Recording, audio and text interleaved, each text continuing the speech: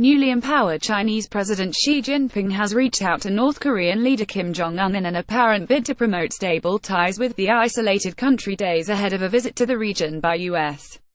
President Donald Trump, the official Korean Central News Agency said Thursday.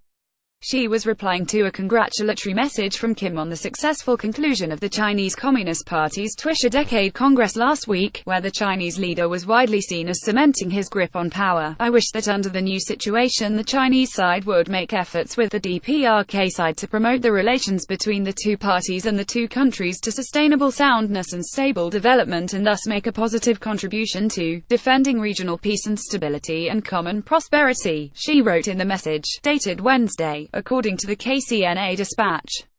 The rare message between the two leaders came amid chilly ties between Beijing, the North's main ally, and Pyongyang, which this year has conducted a spate of missile tests and unleashed its most powerful nuclear test to date. While Xi has previously sent messages to Kim, most recently when Xi expressed his congratulations for a party congress in North Korea last year, the two leaders have not visited each other's countries since coming to power.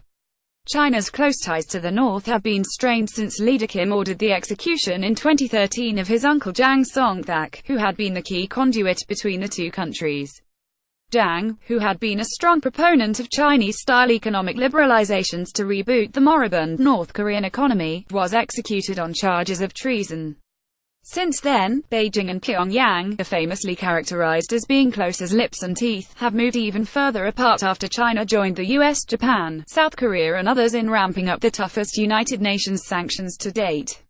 Trump, who has previously asked China to do more on the North Korean nuclear issue, is expected to further push Beijing to tighten the screws on Pyongyang during his Asia trip. The American leader had initially slammed China for not doing enough, but thanked Xi in late September for ramping up pressure on the North.